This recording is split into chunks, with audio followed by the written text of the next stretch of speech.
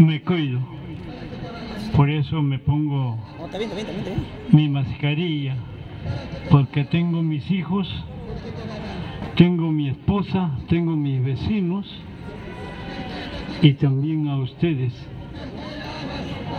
Por lo tanto, tengo la obligación moral de decirle que me cuido, porque sí es verdad que la gente va muriendo.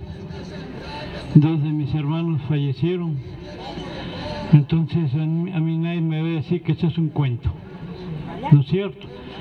Y las noticias dicen que el 80 al 90% de los que hoy se contagian y mueren son los no vacunados. ¿Aló? Bueno, vamos a tocar alguna cosa, gracias por el tema libre, sobre Castañeda Locio. Es verdad que hizo mucho daño al país, porque él constituyó un membrete, una organización criminal con la cual, al igual que el resto de membretes, engañaron a nuestro pueblo y sembraron las alcaldías y las gobernaciones de puros delincuentes, y así lo dice la realidad, sobre todo en la costa sur de Lima, en donde la mayoría de distritos, con la presencia del membrete de Solidaridad Nacional, asaltaron nuestro país, y el cabecilla de toda esa basura era Castañeda Locio. A veces tenemos un falso concepto de la moral, pero nosotros los que toda la vida hemos dedicado nuestra actividad a luchar contra la corrupción, contra la maldad, contra aquellos que están en contra de nuestras libertades, hemos aprendido que ese inmenso amor que tenemos por los valores y principios morales, que ese inmenso amor que tenemos por nuestra libertad, solo es comparado en su magnitud por el principio de acción y reacción a ese odio inmenso que debemos de tener contra esa basura que pretende quitarnos nuestra libertad y nuestro desarrollo. Eso es lo que tenemos que aprender. No está bien que nos metan a la cabeza que al ladrón que nos hace daño, nosotros debemos de perdonarlo. No, el delito no se perdona, compañeros, se combate, porque nosotros queremos una nueva sociedad con seres humanos practicantes de valores y de principios morales. Por eso ese tipo de gente, cuando muere, nos alegramos, porque sabemos que ya no va a seguir haciendo daño. ¿Cómo vas a sentir tristeza cuando un HDP deja de hacer daño? No, nos alegramos. Ese ratero que te roba, que te roba, que te roba, el día que muera, tú tienes que sentir alegría, porque ya no te va a robar. Vas a llegar con tu billete completo a tu hogar. Y la nueva sociedad tiene que estar sembrada por la práctica exigible de valores y principios morales en cada uno de los miembros de la nueva sociedad. El tener un amor a la verdad, que significa rechazar la mentira, el engaño. El tener un amor al conocimiento, que significa rechazar la mentira, la estafa. Y para eso tenemos que transformar nuestra mentalidad. Así como cuando vamos a la montaña y sacamos de allí los minerales haciendo uso de unos medios de trabajo, los transformamos en cables, en un producto útil. Así también la mente del ser humano debe de ser transformada de una manera de pensar de manera muy simple, engañosa, falsa. Debemos de transformarla hacia un conocimiento científico que nos permita interpretar de manera correcta todos los fenómenos que ocurren en la naturaleza, en la sociedad y en el pensamiento, para poder nosotros participar en la transformación de la riqueza, para que haya más bienestar y de manera simultánea y al mismo tiempo nosotros conformar el nuevo grupo social de la nueva sociedad que impone la práctica de valores y de principios morales. De repente no somos muchos, no importa. Basta con que alguien se dé cuenta y exprese la verdad, no su verdad, porque eso es un engaño. No es verdad que él tiene su verdad, él tiene su verdad. No, no, la verdad es la verdad. Y se llama verdad a todo aquello que se verifica en la realidad. Eso es verdad, eso es cierto. Entonces, nosotros debemos de transformar esa mente. Por aquí yo veo, tú ves, los que ya estamos por encima de los 50 años, ya nos hemos dado cuenta que todos los membretes de pronto surgen y nos atraen y vamos detrás de ellos, ilusionados de que ellos son los que van a poner punto final a tanto latrocinio, a tanto atropello, a tanta injusticia, y después nos damos cuenta de que hemos sido engañados porque no era así. Y volvemos nuevamente a tener el mal en menor. Y entonces, ¿cuál es la ruta correcta? Señor Larroux, yo quiero saber cuál es el camino correcto, porque yo sí quiero transformar esta sociedad. Primero, tenemos que aceptar que el único camino es la verdad, entendiéndose como verdad todo aquello que se verifica en la realidad. En la realidad, por ejemplo, verificamos que no es verdad que en el Perú existan partidos políticos. Eso no es verdad. Lo que hay son membretes. Membretes en donde los dueños de esos membretes le cambian el color y el nombre cuando ya están totalmente desprestigiados, como el caso de Castañeda Locio y Rafael López Aliaga, como el caso de Hernando de Soto, como el caso de Keiko Fujimori, como el caso de todos esos que están allí, y ninguno es partido político. ¿Cómo le van a llamar partido político? Al APRA decían que el APRA era un partido político.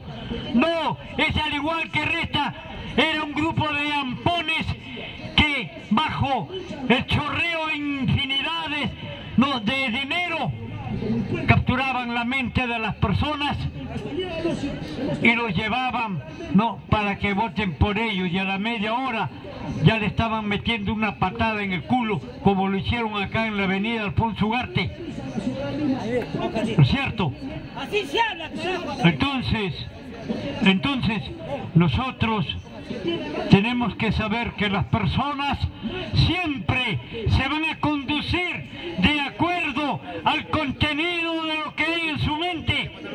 Nadie va a tener una conducta distinta en ninguna parte del planeta. Todos los seres humanos van a tener una conducta de acuerdo a lo que hay en su mente. Y lo que hay en su mente es información que capta su capacidad sensorial. Y esa información la maneja un grupo pequeño de seres humanos que hacen uso de un aparato creado por ellos, a través del cual le dicen: usted hace lo que yo le permito o no le prohíbo. Hace un instante vinieron acá los agentes del Serenazgo. Señor, saque eso, usted eso. Yo llegué cuando le decía, pero si no está prohibido. Sí está prohibido. Y después se fueron. Entonces, si está prohibido y esa es su labor de ellos, ¿por qué se han ido? ¿No es cierto? Acá se hablan de vacíos legales. Yo no soy abogado, yo soy ingeniero. Pero no necesito ser abogado para darme cuenta. En cualquier sociedad donde hay normas, usted hace lo que le permiten o lo que no le prohíben. Cualquier acto fuera de ello es un acto delictuoso. ¿Me entienden? Claro. Todo acto que es en contra de lo que dice la ley es delito. Con el respeto que se merece mi compañero, no es verdad que exista libertad de expresión en nuestro país. Eso no es cierto. Usted puede decir ¡viva la Alianza! Y le van a dar un premio. ¡Viva la APA! Y le van a dar un premio. ¡Viva Perú Libre! Y le van a dar un premio. Usted le mienta a la madre al presidente y le ponen un altavoz para decir, mira, el señor no está expresando lo que quiere. Pero si usted toca temas con respecto al desarrollo de la sociedad, usted se va preso. Sí, se va preso. Porque acá, en nuestro país, usted habla lo que ellos quieren. Y lo que no quieren está prohibido. Pues claro que está prohibido. La Constitución dice que es delito impedir la libertad de expresión. La ley de la apología dice que usted se va preso de 15 a 20 años si no habla como ellos han dicho. O yo miento. Claro, esto se parece a las épocas del medioevo europeo. Usted tiene que repetir lo que ellos dicen, porque si no, usted se va preso. Si no, a usted no lo saquen en 1000 pedazos. Si no, a usted no le entreguen su cadáver y lo guarden en cenizas y nadie sabe dónde está. Entonces, hablemos las cosas con la verdad. Vladimir Ilich Ulyanov, en su obra La enfermedad infantil del izquierdismo en el comunismo, hablaba en qué consiste la seriedad de una organización política. ¿Cómo podemos calificar a una organización como una organización seria? ¿En base a qué? Decía, una organización política, su seriedad consiste en el que de manera abierta pongan en discusión los problemas que hay. ¿Sabe qué, compañero? No, el compañero Pedro Castillo se quiere salir de Perú Libre. Entonces la organización es Perú Libre, ¿no es cierto? Porque nadie va a ser tan loco de pensar de que una persona es una organización. Y entonces allí tienen que discutir. ¿Por qué es que se ha llegado a esa situación? Analizar con cuidado, con bastante detenimiento, cómo es que se ha desarrollado el problema. Y también analizar cómo se resuelve y cómo se sanciona. Eso usted lo puede aplicar a su persona, eso lo puede aplicar a su empresa, a su hogar, a la sociedad. Pero mientras el engaño esté diseminado, que partido político, que la idea que no se corresponde con la verdad es una ideología. No, la única ideología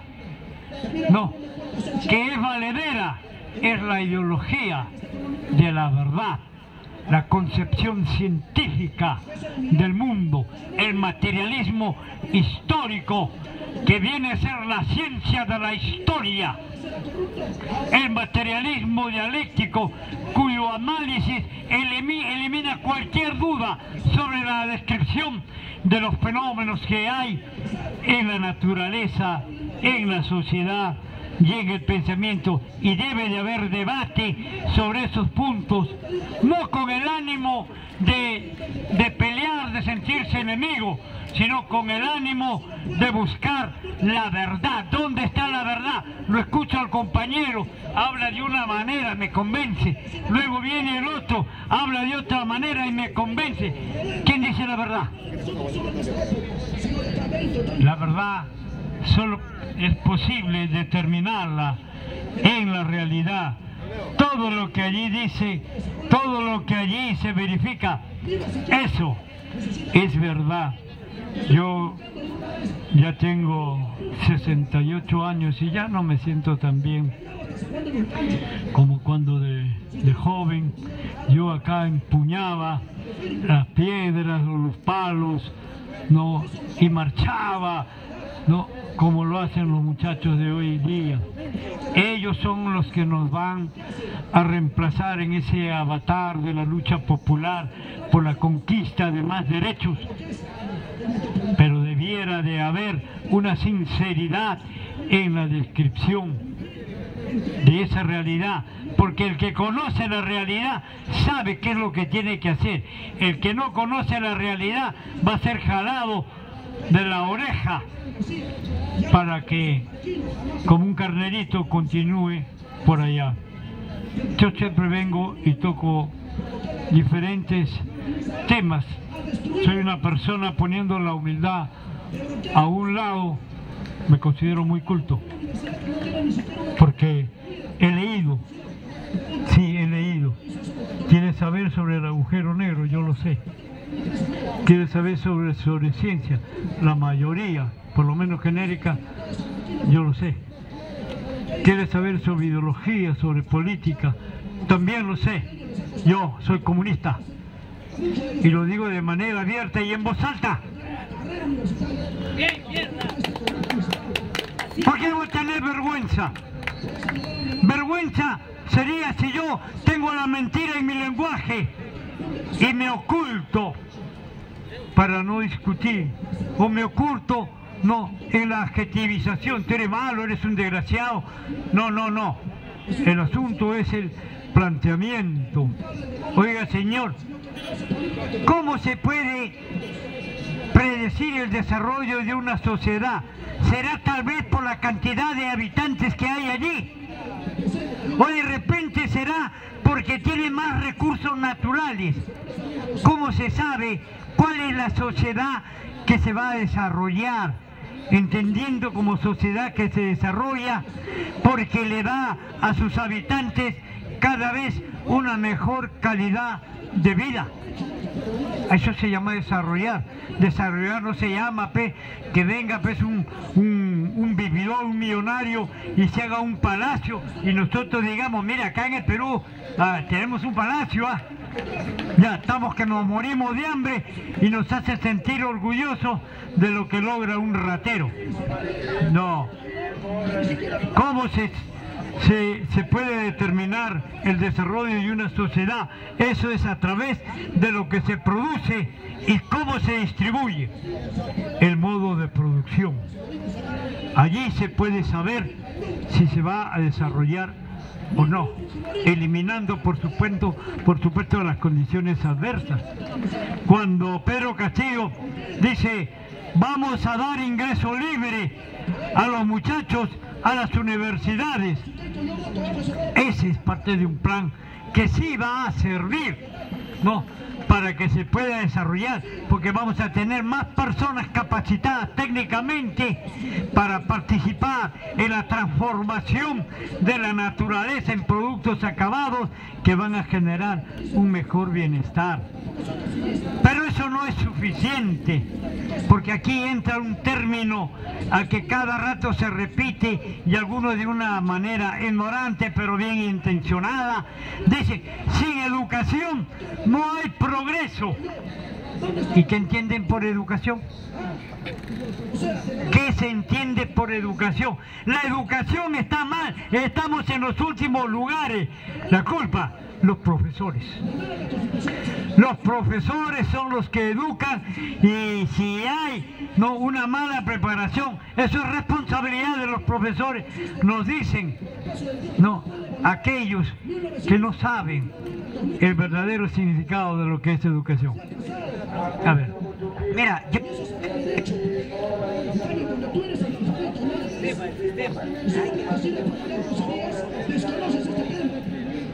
Uno. Ya, mira, Lalú, yo quiero aprovechar tu magistral exposición y la manera como analizas, producto de tu amplia lectura que has tenido. Entonces quiero preguntarte, para que no avances, porque avanzaste, yo vi que estabas yendo bien y te avanzaste al tema de la educación. Explícanos, por favor, explícanos sobre los modos de producción. ¿Ya? ¿Y saben por qué es importante, señores, de los que están presentes? ¿Saben por qué es importante entender los modos de producción? Porque ahí te vas a dar cuenta la exigencia desde el Ágora Popular, por lo que nosotros le pedimos al presidente que tiene que hacer esto, esto y esto. Y mucho tiene que ver en los modos de producción y comprenderlo. A ver, fuertes palmas a Lalú, que nos va a hablar sobre los modos de producción. Modo de producción, modo, forma, manera. ¿Cuál es el modo en que te vistes? ¿Cuál es la forma? ¿Cómo haces? Primero te pones las medias, luego te pones el pantalón o te pones la camisa. Bueno, hay un criterio.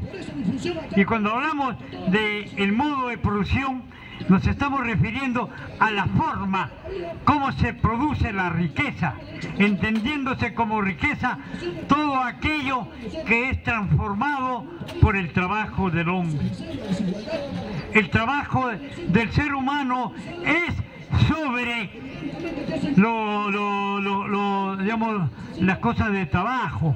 Puede ser la materia prima, la materia bruta, es decir, y puede ser con maquinaria, puede ser con equipos, es decir, estamos hablando de aquello que se llaman las fuerzas productivas, cómo se hace la riqueza, ¿no es cierto? Pero estas fuerzas productivas se hacen dentro de un contexto en el que el ser humano contrae determinados tipos de relaciones con otros seres humanos. Relaciones que están al margen de su voluntad. Yo quisiera trabajar con puros millonarios. Esa es mi voluntad. Pero no puedo.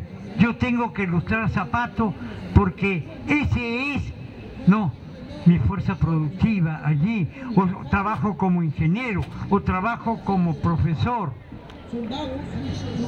Es decir, las relaciones sociales de producción no se dan bajo la voluntad del ser humano, sino eso ocurre por la manera como se desarrolla la sociedad y el lugar que en los estratos sociales ocupa usted. Entonces, el modo de producción está referido a la manera cómo se produce la riqueza y cómo se distribuye. ¿Es importante?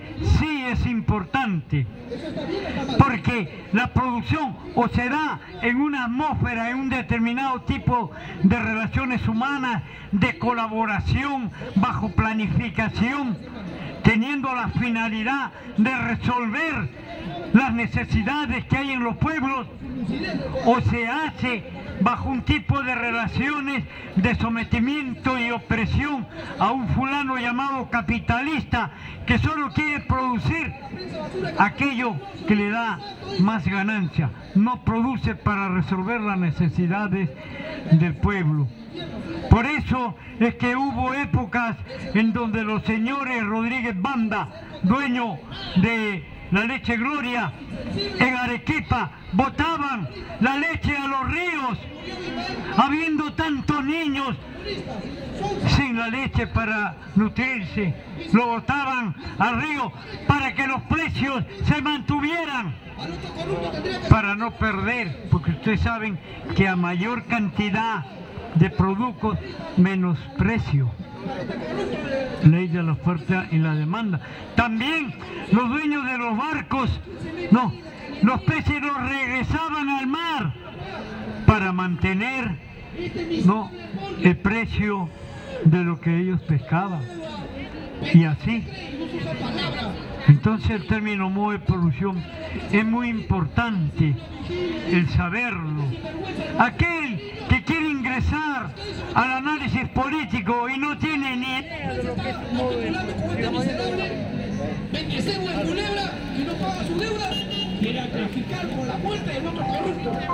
Hágalo. Entonces, ¿cómo va a entrar a la arena política? ¿Usted cree que esta fulana, cómo se llama, la hija de Carepoto, cómo se llama? Que pidió la vacancia de Pedro Castillo, Patricia Cherino, ¿tú crees que sabe qué cosa es un modo de producción? No, ya, al igual que la hija de este que era el que manejaba a los embajadores en el gobierno de Fujimori, Tudela. Ya, igual que todititos esos, no, en contubernio con las autoridades, entre comillas, ellos permiten la proliferación de membretes para que en época electoral saquen un billete y le paguen al dueño del membrete y ya son candidatos. Por eso que esta señora sabrá que es un modo de producción.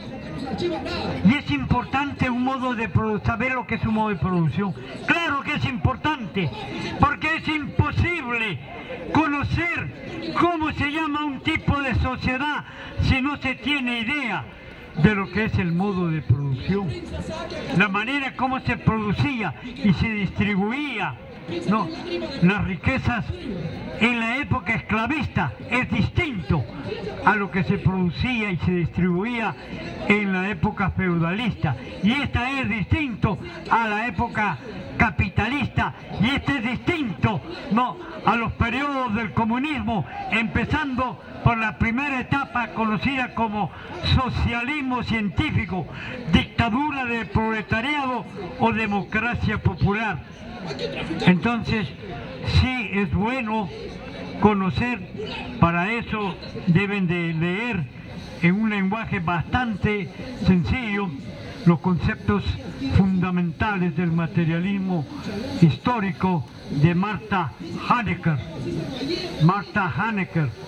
Usted lee, cuando usted termine de leer ese libro, tenga la absoluta seguridad que usted se convertirá en un ser útil a su entorno y nunca más volverá a ser el ignorante que era hasta antes de leer, no, lo que es la ciencia de la historia, la base de la descripción de la historia de la humanidad desde el punto de vista marxista.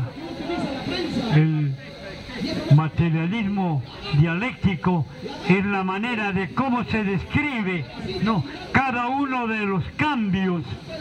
¿A qué obedece que todo cambio? Una afirmación de una de las leyes del materialismo dialéctico dice que es imposible que pueda existir algo en la naturaleza, en la sociedad y en el pensamiento que no tenga su contrario, que todo es producto de una lucha de contrarios. ¿Qué podría haber? ¿Qué podría haber en el mundo que no tenga su contrario? Dentro de la subjetividad, o sea, lo que es el terreno de la mente, allí la ignorancia tiene su contrario, que es el conocimiento. La suma tiene su contrario, que es la resta. La multiplicación tiene su contrario, que es la división. La integración tiene su contrario, que es la derivación. No, es la realidad. Esto que tengo en mis manos, su naturaleza, es decir, ¿de qué está hecho? Es una sumatoria de contrarios, porque yo lo tengo y ustedes lo ven, y este es un objeto sólido. Pero para que sea sólido, no, es que las fuerzas de atracción son superiores a las fuerzas de disipación que componen la naturaleza de este objeto. Y será más sólido, más duro, mientras más cercano estén los elementos fundamentales o las moléculas. El agua tiene una presentación líquida. Ese es porque los dos contrarios son iguales. Las fuerzas de disipación son iguales a las fuerzas de concentración. Por eso es líquido. Pero no solamente es el agua, hay una infinidad de líquidos que tienen esa presentación, y eso es porque molecularmente, no, las dos fuerzas que componen a ese ser son iguales. Son gaseosos cuando las fuerzas de disipación son superiores a las fuerzas de agrupamiento, de concentración. Ahí lo tenemos en fase gaseosa y en fase líquida cuando la concentración es mayor a las fuerzas de disipación. Entonces, sí, es importante conocer el materialismo dialéctico. Tanto el materialismo histórico como el materialismo dialéctico componen lo que es la filosofía marxista. Yo escucho a algunos estúpidos allí. Ah, allá te hablan de materialismo, pero ¿con qué lo refuta? Solo el estúpido. Estúpido significa incapacidad para poder comprender. No es un insulto, es una descripción de la condición en la que están las personas. Son incapaces de poder comprender que la única manera de poder conocer todo lo que le rodea es la verdad, es la interpretación científica de cada una de las cosas, y esa interpretación científica está solo en el marxismo y nada más que en el marxismo. Si no estás de acuerdo, bacán, pero dime, ¿qué es aquello que te parece que está equivocado de los cientos de miles de líneas que hay en el marxismo y su aplicación llamado marxismo-leninismo? Cuando yo converso con los amigos religiosos, no, y ellos me hablan de que han escuchado un ruido y después han ido a verificar y no han visto nada, y están pensando que ese ruido lo ha ocasionado un alma, un espíritu, así dicen ellos. Y muchos de nosotros, cuando no conocemos la verdad del asunto, también nos asustamos. Pues yo no me asusto. ¿Por qué no me asusto? No es porque soy muy valiente, no, porque yo sé que no hay movimiento sin materia, ni materia sin movimiento. ¿Me entiende? ¿Qué es lo que se mueve? La materia, pues. Y algunos dicen, señor, pero usted está perdido. El tiempo no es materia. Así es que más bien el tiempo es la forma en cómo se describe el transcurrir de la materia. ¿Cómo? No, señor. El tiempo son los periodos de transformación de la materia.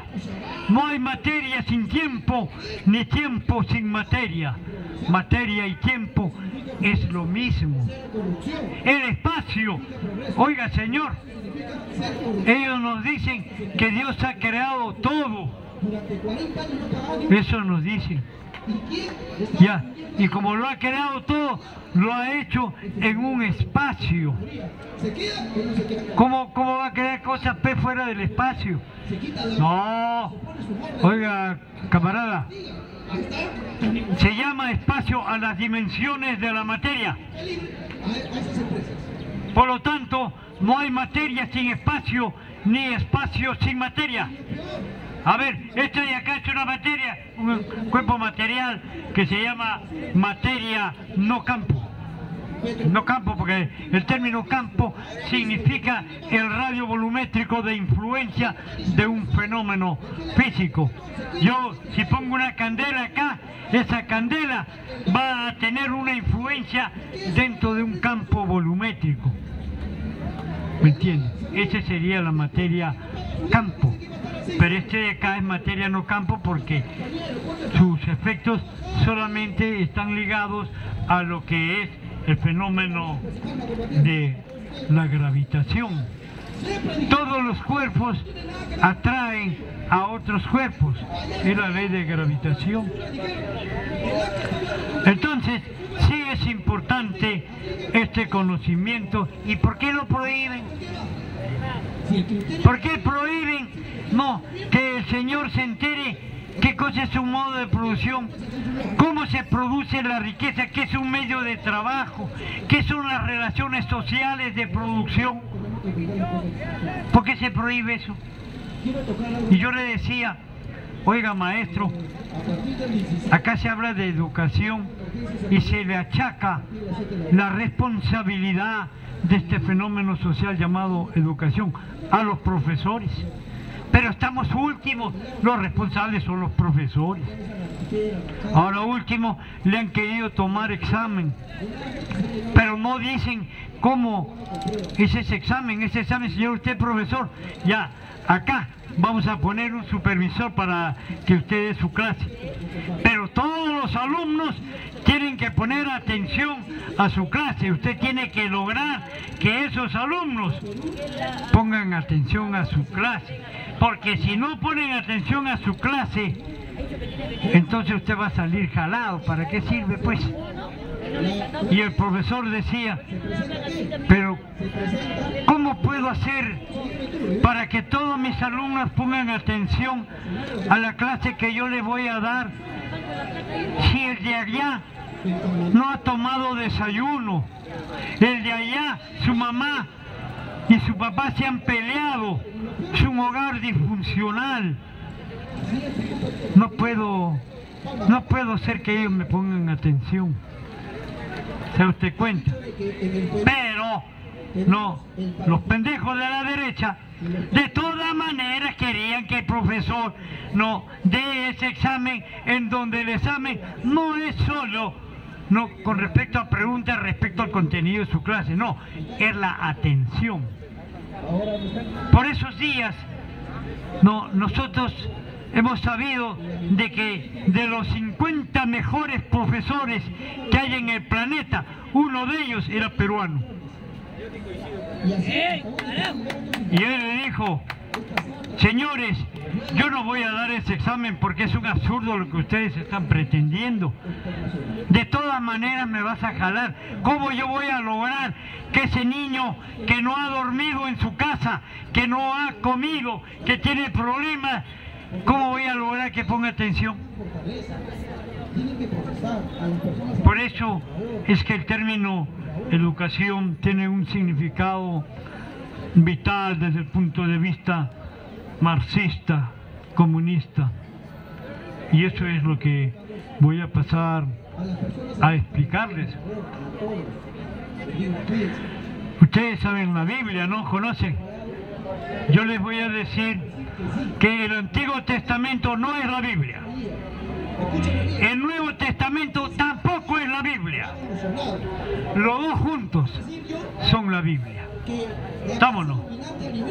Claro, tiene dos partes. El término educación tiene también dos partes. Uno se llama la educación formativa y la otra parte se llama la educación instructiva. Los dos juntos son educación. La educación instructiva viene a ser aquella actividad que se realiza en los centros de capacitación técnica, que pueden ser los colegios, que pueden ser las universidades, los centros técnicos. Ahí se le enseña, se capacita al ser humano para que pueda participar en la transformación de la naturaleza hacia la riqueza, llámese materia bruta arrancado de la naturaleza o materia prima haciendo uso de un material ya transformado. Entonces, allí donde se preparan ingenieros, se preparan abogados, es decir, técnicamente, esta es la educación instructiva. Se instruye al ser humano para que tenga habilidades y participe en el proceso de producción. La otra parte de la educación es la educación formativa, aquella actividad que forma al ser humano en una práctica de valores y principios morales para ayudarlo a correlacionarse con los seres humanos, con el resto de seres humanos, en un ambiente de paz y de progreso. ¿Me entiende? Usted se imagina, acá tenemos 10 niños, ¿no? Y lo ponemos, ¿no?, a recibir la educación formativa y la educación instructiva, y va pasando los años y usted va a tener allí un ingeniero agrícola o un técnico, pero al mismo tiempo es respetuoso de las normas, al mismo tiempo es respetuoso del resto de personas. Hay un ambiente de paz, de armonía y de progreso. Eso es educación. ¿Qué hacemos con una educación instructiva? Formamos buenos abogados, buenos ingenieros y terminan siendo unos rateros. ¿Qué es lo que vemos hoy en día en casi todos los entes del Estado? Entonces, esta nueva educación, eso solo es posible en un nuevo Estado, en una nueva sociedad. En esta sociedad no es posible, porque quienes dirigen esta sociedad son justamente los corruptos, los que no quieren que nada cambie.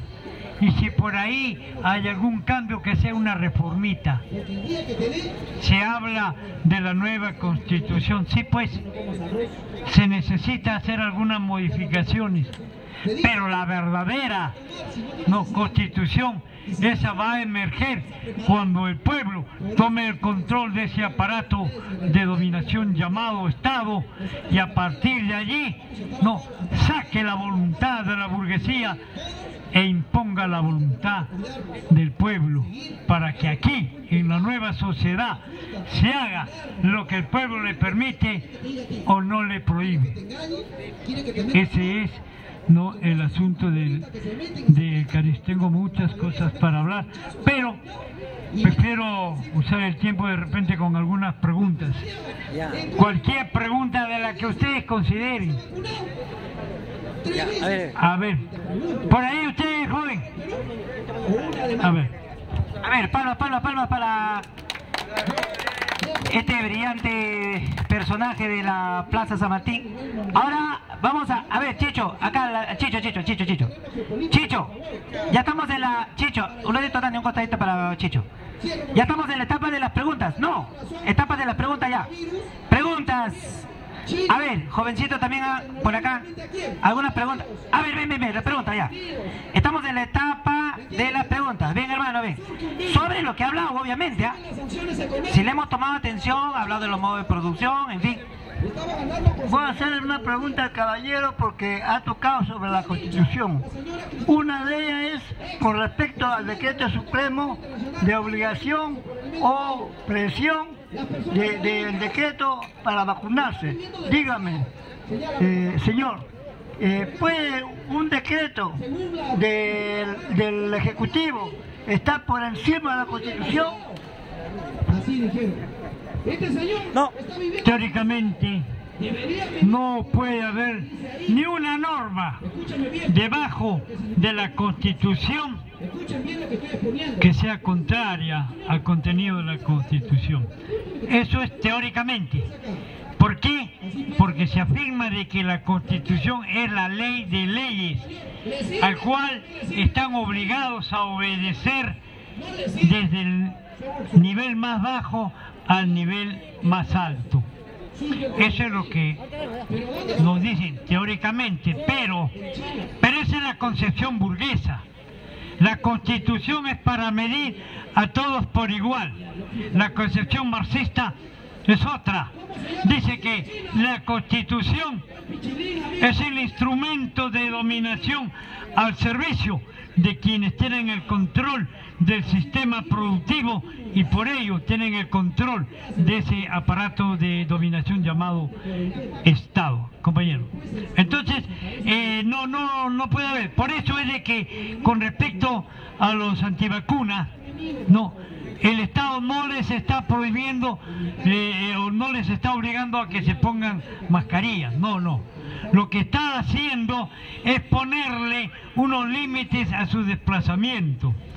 Es decir, usted no puede ir en el metropolitano ya si no tiene la doble mascarilla.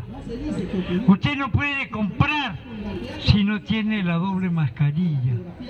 ¿Me entiende? Pero usted en su casa puede andar calato si quiere. Quiere salir, pero mantenga su distanciamiento social. No, pero ese es lo que está pasando hoy en día.